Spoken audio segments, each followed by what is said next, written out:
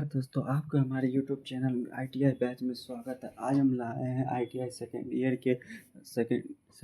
के 50 question marathon, जिसमें हम वर्कशॉप कैलकुलेशन एंड साइंस के कुछ 50 क्वेश्चंस देखेंगे।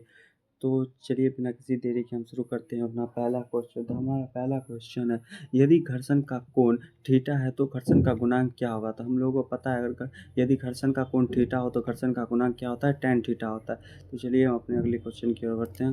अगला क्वेश्चन, स्नेहन का उद्देश्य क्या होता है। स्नेहन का उद्देश्य होता है घर्षण को कम करने के लिए क्या करते हैं, हम स्नेहन का उपयोग करते हैं।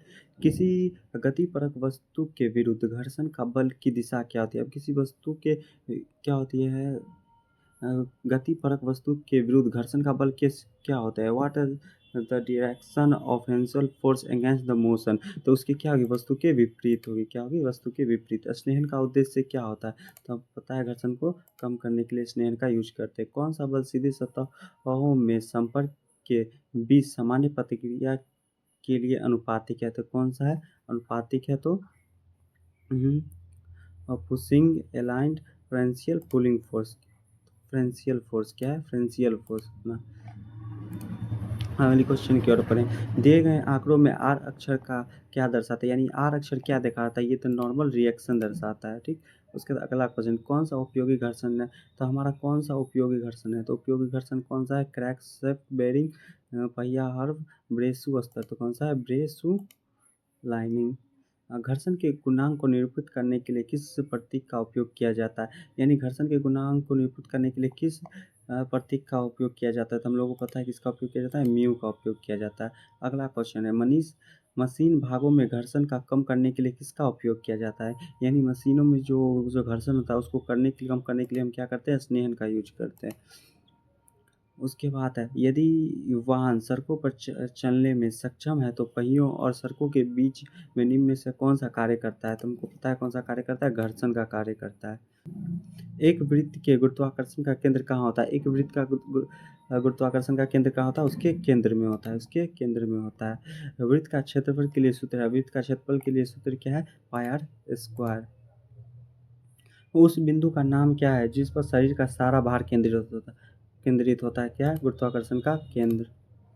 अगला क्वेश्चन है, निम्न में से कौन सा ज्यामितीय आकृति का गुरुत्वाकर्षण केंद्र उसके आधार से स्थित है, इसकी ऊंचाई क्या है। तो इसकी ऊंचाई 1/3 है, तो क्या होगा, वो त्रिभुज होगा। हमारा अगला क्वेश्चन है, गोलाकार शंकु का गुरुत्वाकर्षण का केंद्र क्या होता है, गुरुत्वाकर्षण का केंद्र h/4 होता है। एक आयताकार बॉडी के गुरुत्वाकर्षण का केंद्र क्या होता है, एक आयताकार बॉडी के गुरुत्वाकर्षण का केंद्र क्या होता है, उसके विखंडों के प्रति। अब वृत्त की परिधि का सूत्र क्या है, वृत्त की परिधि का सूत्र आप लोग पता है 2πr होता है। क्या होता है, 2πr होता है। हमारा अगला क्वेश्चन है, वृत्त के क्षेत्रफल के लिए कौन सा सूत्र उपयुक्त है जिसका व्यास d होता है। अगर व्यास d हो तो उसके लिए कौन सा सूत्र उपयोग होगा, बहुत यहाँ पे होना चाहिए तो पाई d, लेकिन यहाँ पे क्या है, r²/4। इलास्टिक पदार्थ कौन सा, इलास्टिक पदार्थ जो होता है, elastic which is the elastic material, तो कौन सा होता है, नेऑन होता है, नेऑन होता है। विकृति की इकाई क्या होती है, विकृति की कोई इकाई नहीं होती है, नो यूनिट होती है। रिबिट का कौन सा बल कार्य करता है, रिबिट पर कौन सा बल कार्य करता है, तो रिबिट पे कौन सा बल करता है, आप लोगों को पता है, बेंडिंग फोर्स, शियर बल काम करता है। कौन सा बल करता है, शियर। लंबाई में परिवर्तन को व्यक्त करने के लिए किस प्रतीक चिन्ह का उपयोग किया जाता है, लंबाई में परिवर्तन को व्यक्त करने के लिए क्या करता है, इस चिन्ह का उपयोग किया जाता है। ठीक, अगले क्वेश्चन का उपयोग है, कर्तन प्रतिबल तथा कर्तन विकृति का अनुपात क्या होता है, दोनों का अनुपात क्या होता है, कठोरता और मापांक। प्रतिबल का अनुपात कौन सा है, प्रतिबल का अनुपात कौन सा है, तो कौन सा है, भार तथा दिशा, भार व्यास, भार तथा क्षेत्रफल। इलास्टिक सामग्री के लिए इसकी मूल लंबाई के खिंचाव का अधिकतम प्रतिशत कितना होता है, अधिकतम प्रतिशत कितना होता है, 300% होता है। कितना होता है, 300 होता है। अगर आप लोग ये क्वेश्चन करना है तो आप लोग NCVT पे भी जाके कर सकते हैं, ncvtonline.com पे भी। तो चलिए हम अपने अगले क्वेश्चन की ओर बढ़ते हैं। अगला क्वेश्चन है हमारा, लंबाई में परिवर्तन को व्यक्त करने के लिए किस प्रतीक का, अभी हमको पता था कि क्या, आप पार्श्व विकृति और अनुदैर्ध्य विकृति के बीच का अनुपात क्या होता है, क्या, पाइसन वाला। लंबाई तथा मूल लंबाई में परिवर्तन का अनुपात क्या होता है, और लंबाई और मूल लंबाई के बीच के अनुपात को हम लोग क्या कहते हैं, हमारा अगला क्वेश्चन है, पदार्थ के अपने मूल आयाम तथा आयाम में परिवर्तन के बीच का अनुपात है, बीच का अनुपात कौन सा है? तो विकृति। तो हमारा अगला क्वेश्चन है, स्टील को दानेदार संरचना को परिष्कृत करने के लिए कौन सा ऊष्मा उपचार प्रक्रिया की जाती है? तो कौन सी क्रिया की जाती है? नॉइजलिंग किया जाता है। क्या कहा जाता है? ऊष्मा उपचार के लिए विभिन्न चरण क्या है? ऊष्मा उपचार के लिए विभिन्न क्या है? हीटिंग, शॉकिंग और क्वेचिंग। ऊष्मा उपचार की प्रक्रिया क्या है? ऊष्मा उपचार की प्रक्रिया क्या है?